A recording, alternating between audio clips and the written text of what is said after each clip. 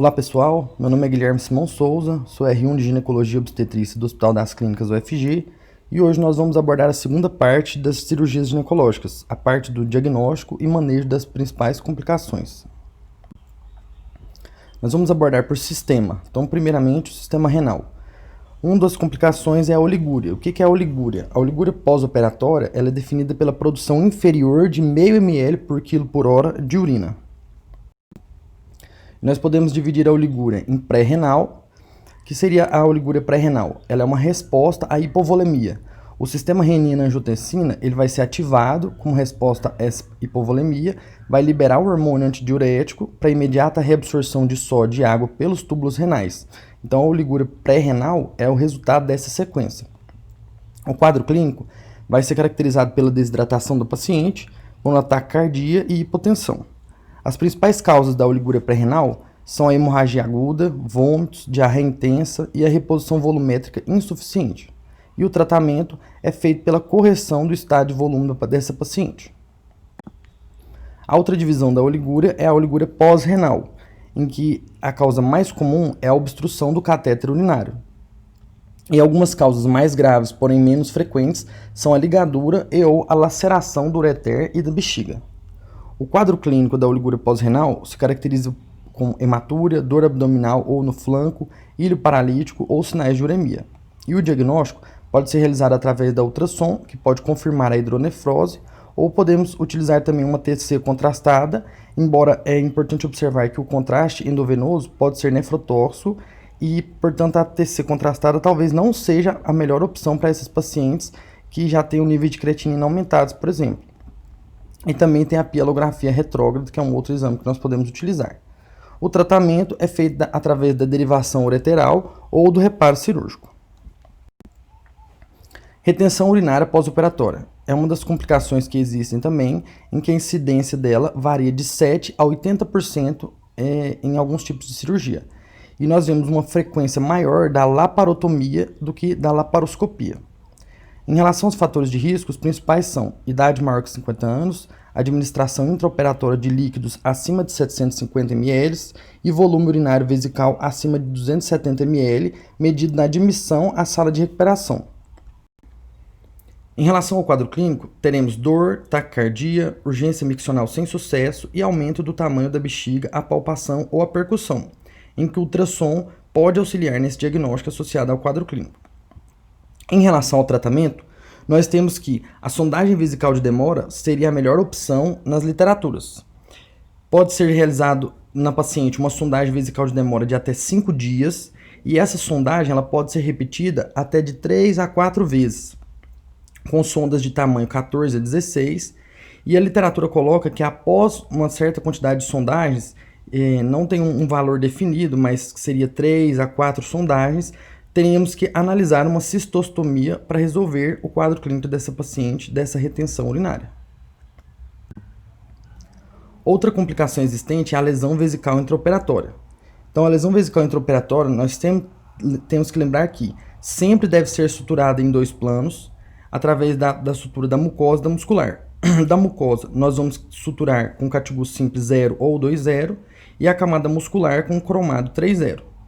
Se houver essa lesão vesical intraoperatória, o paciente deve ser submetido a uma sondagem vesical de demora por 14 dias. Lembrar que, se a lesão for extensa ou for grave, deixar um dreno abdominal e o antibiótico. Em relação ao uso do antibiótico, algumas literaturas evidenciam o uso dessa antibiótico terapia.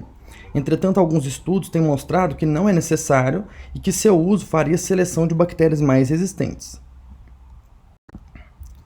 Sistema pulmonar. A incidência de complicações do sistema pulmonar ela varia de 9% a 69%, e a complicação mais comum que nós temos é a atelectasia. Em relação aos fatores de risco, nós temos que a idade maior que 60 anos, o IMC maior que 27, história de câncer, tabagismo nas últimas 8 semanas e a incisão cirúrgica envolvendo o abdômen superior estão entre as principais. Então vamos falar das duas principais complicações do sistema pulmonar. A primeira é a atelectasia. Então, o que é a atelectasia? É o fechamento ou colapso reversível dos alvéolos. 90% das pacientes que são submetidas a cirurgias ginecológicas vão apresentar um grau leve a grave de atelectasia.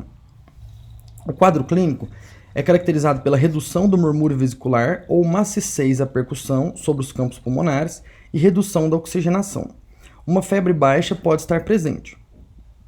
E a sua ocorrência ela está associada à redução da complacência pulmonar e às anormalidades nas trocas gasosas e ao aumento da resistência vascular pulmonar. E algumas observações importantes. A saturação acima de 92% indica uma oxigenação adequada para o paciente, embora a gasometria arterial seja o padrão ouro para avaliar isso. E a atelectasia, nós temos que ela é de ocorrência comum, é temporária, até 2 dias ela se resolve, é autolimitada e tem uma boa recuperação relacionada a essa paciente. Outra complicação bastante importante é o TEP, o tromboembolismo pulmonar. Então, o TEP vai ser caracterizado pela dispneia, dor torácica, síncope, tosse, hemoptise, taquipneia, taquicardia e a hipoxemia. Nós temos que, à ausculta, podemos apresentar estertores ou atrito pleural. No eletro, pode ser apresentado um desvio do eixo à direita ou a alteração que é mais sugestiva do TEP, que é a alteração do S1Q3T3, que é o aparecimento de onda S na derivação D1 e as ondas Q e T invertidas em D3. Porém, só é apresentada essa alteração em 30% dos casos. E no raio-x, nós temos alguns sinais que podem caracterizar o TEP, que é o sinal de Westermarck, que é caracterizado pela hipertransparência pulmonar, mais conhecida como oligoemia localizada, o sinal de Hampton, que é uma imagem em forma de cunha que aparece sobre o diafragma, e o sinal de Pala, que é a artéria pulmonar direita dilatada. Lembrar que a dosagem do dedímero nessa ocasião talvez não seja tão útil, porque no cenário pós-operatório o dedímero frequentemente vai estar elevado. Então nós temos aqui para avaliar o TEP o sistema de score de Wells, que quando nós temos uma suspeita de TEP, nós vamos aplicá-lo. Ele é caracterizado por 7 critérios e pontuações. O primeiro são se tiver sinais objetivos de TVP, edema, dor à palpação, vale 3 pontos. Um diagnóstico alternativo menos provável que TEP também vale 3 pontos. Frequência cardíaca acima de 100 batimentos, 1,5 ponto. Imobilização de 3 dias ou mais consecutivos ou cirurgia nas últimas 4 semanas também vale 1,5. TVP ou TEP prévias, 1,5. Hemoptise, 1 ponto. E neoplasia maligna ativa ou término do tratamento em menos de 6 meses também vai valer 1 ponto. Com essa classificação, nós vamos passar para o próximo passo, que é o algoritmo do TEP. Então, se o paciente está estável hemodinamicamente, nós vamos avaliar a probabilidade que esse paciente tem de embolia. Se ele tiver uma baixa ou intermediária probabilidade, o que significa isso? No score de Wells, se o sistema de pontos dele for de 3 ou menos, ou seja, menor ou igual a 3, nós vamos fazer uma dosagem do dedímero. Se o dedímero vier negativo, nós não vamos tratar, vamos excluir o TEP. Se ele vier positivo, nós vamos avançar para o próximo passo, que seria uma angio-TC. Voltando lá em cima, para avaliar a probabilidade do TEP, se a paciente tiver uma alta probabilidade ou um embolismo pulmonar provável, o que seria isso? No sistema de score de Wells, seria de 4 pontos ou mais. Nós já vamos partir para a angiotomografia. Se não tiver sinais de TEP, nós não vamos tratar. Porém, se a embolia pulmonar for confirmada, nós vamos entrar com tratamento. Em relação ao tratamento. Então, o tratamento se baseia em 3 pontos. Primeiro se sinais de instabilidade, temos que realizar a trombólise nessa paciente. E a trombólise, nós temos 2 opções. Ela pode ser feita através do ativador do plasminogênio tecidual recombinante, que é a droga de escolha. Nós vamos usar ela na dose de 100 mg EV em 2 horas. Ou podemos utilizar a streptokinase, que nós vamos utilizar ela na dose de 250 mil unidades EV em 30 minutos e depois 100 mil unidades em 24 horas. Porém, se essa paciente não tiver sinais de instabilidade, nós vamos entrar apenas com anticoagulação, que vai ser dividida em anticoagulação aguda, em que nós temos 2 opções. A heparina não fracionada, em que nós temos a dose de ataque de 80 unidades por quilo, e depois vamos fazer uma dose de manutenção de 18 unidades por quilo por hora, lembrando de manter sempre o PTTA entre 1,5 a 2,5 o controle. Então nós temos que ter um exame anterior à anticoagulação dessa paciente, para fazer essa avaliação. e a heparina de baixo peso molecular, que nós vamos utilizar somente 1 mg por quilo de 12 em 12 horas, não tem diferença entre dose de ataque e dose de manutenção. Em relação à preferência, a heparina não fracionada ela é de escolha em pacientes instáveis hemodinamicamente, os candidatos à trombólise, pacientes obesos mórbidos e pacientes com portadores de injúria renal crônica. Em todos os demais casos, a preferência pela literatura é a heparina de baixo peso molecular. E por último, nós temos que avaliar a anticoagulação crônica dessa paciente. A droga mais utilizada é a varfarina, que nós vamos iniciar ela nos primeiros dias da heparina, em dose baixa, de 5 a 10 mg, e vamos fazer a titulação. Após 5 dias de uso da varfarina junto com a heparina, poderíamos suspender a heparina, pois a varfarina gasta de cerca de 5 dias para fazer o seu efeito. E lembrar que na manutenção da heparina, nós temos que manter um INR entre 2 e 3. Por isso, deve ser feita a titulação da dose até alcançarmos esse valor. Existem outras duas opções, que é a dabigatran e a rivaroxabana, que são opções de anticoagulação crônica, mas, entretanto, a mais utilizada ainda é a varfarina. E em relação à duração? Em relação à duração, é o seguinte, nós temos a divisão entre o primeiro episódio e episódios recorrentes. Se for um primeiro episódio e a paciente tiver um fator de risco removível, ou seja, cirurgias, imobilizações, traumas, ela vai fazer anticoagulação de 3 a 6 meses. Se o fator de risco dela for permanente, é no mínimo 6 meses de anticoagulação e deve ser considerado a anticoagulação indefinida, de tempo indefinido. E se for idiopático, a anticoagulação deve ser feita de 6 a 12 meses no mínimo. Agora, se for um episódio recorrente, essa paciente vai fazer uma anticoagulação de forma indefinidamente. Em relação ao sistema gastrointestinal, nós temos que a retomada da função de cada compartimento é variável. O estômago gasta cerca de 24 horas para voltar ao seu funcionamento normal, o intestino delgado de 3 a 4 dias e o intestino grosso de cerca de 4 dias. E uma observação importante é que a eliminação de flatos já corresponde ao retorno da função intestinal.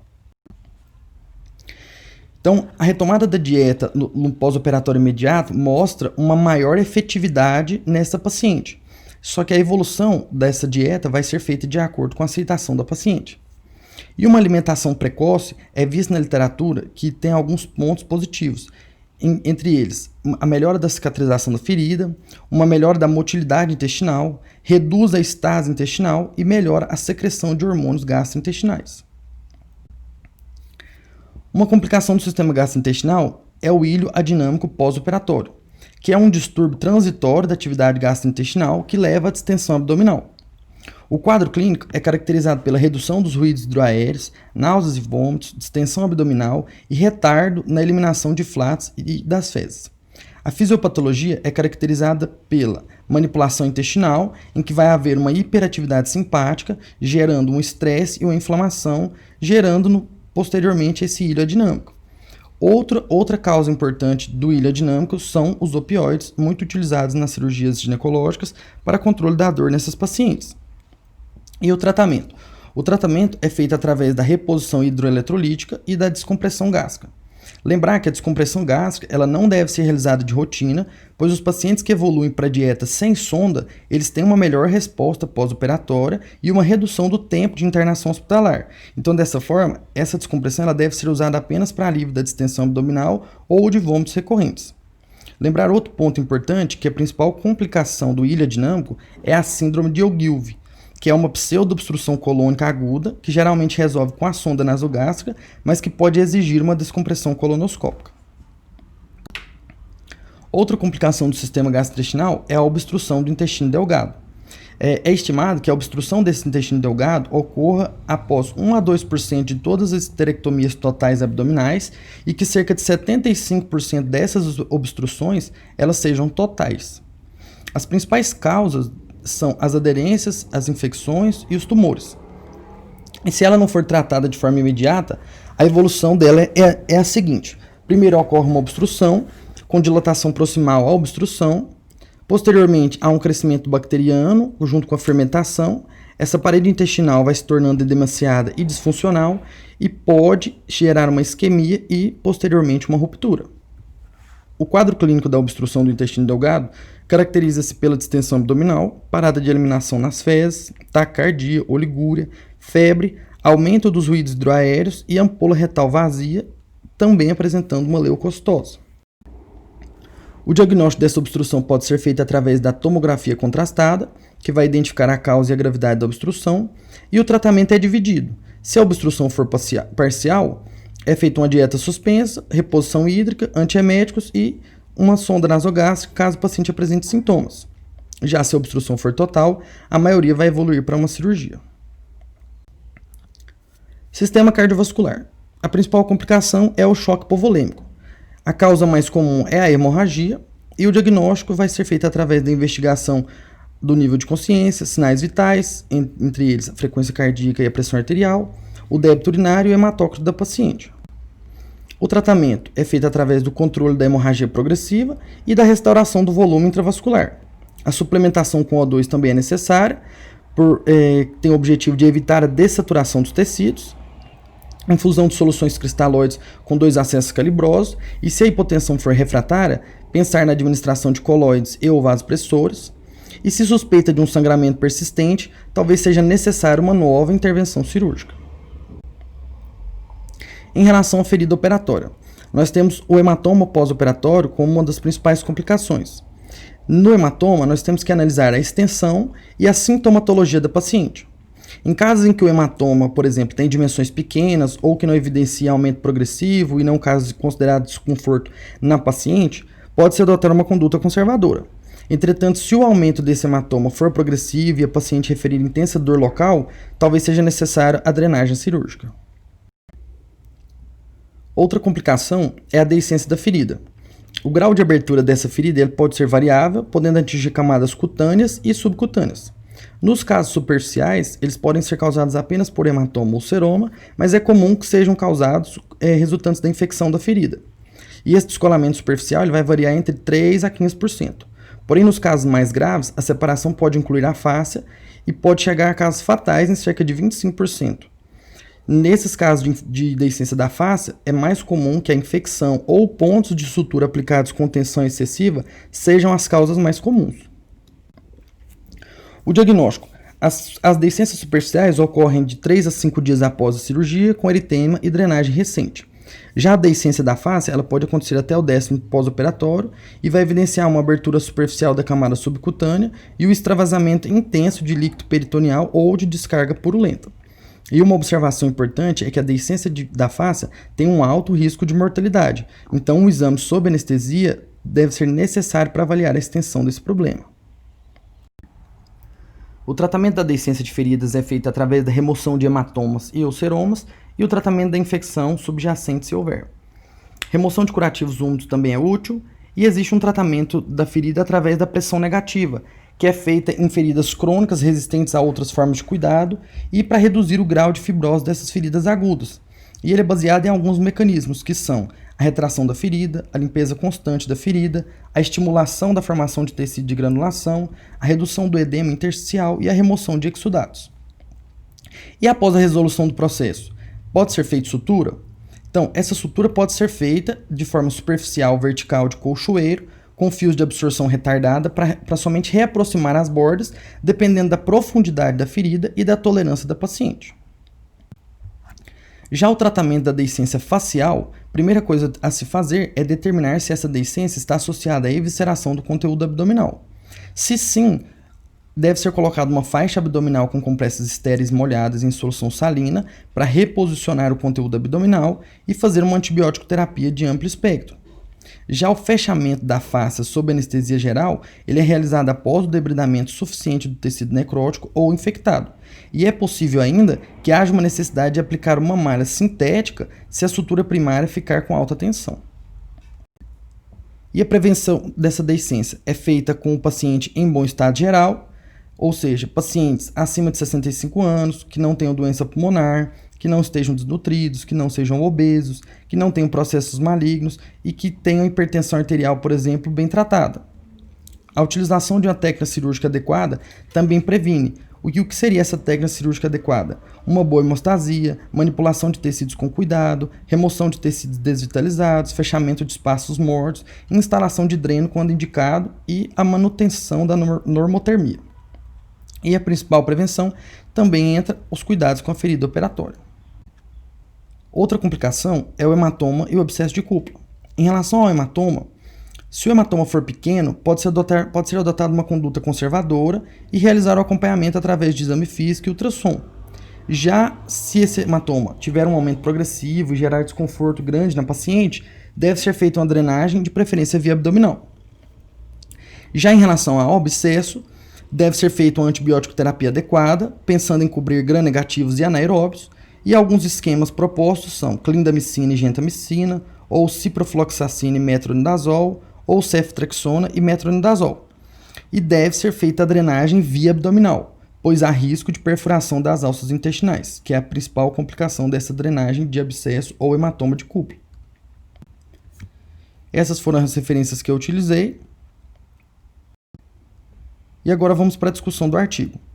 O artigo que eu escolhi é Perfil epidemiológico e complicações pós-operatórias das mulheres submetidas à cirurgia ginecológica em centro de referência do extremo setentrional da Amazônia Legal brasileira. Os objetivos do artigo eram avaliar o perfil epidemiológico e as complicações operatórias das pacientes submetidas a operações ginecológicas realizadas devido à presença de doenças benignas em um hospital público terciário no estado de Roraima. A metodologia foi um estudo transversal, retrospectivo, descritivo por meio da análise de 518 pacientes submetidos ao tratamento cirúrgico entre janeiro e junho de 2012.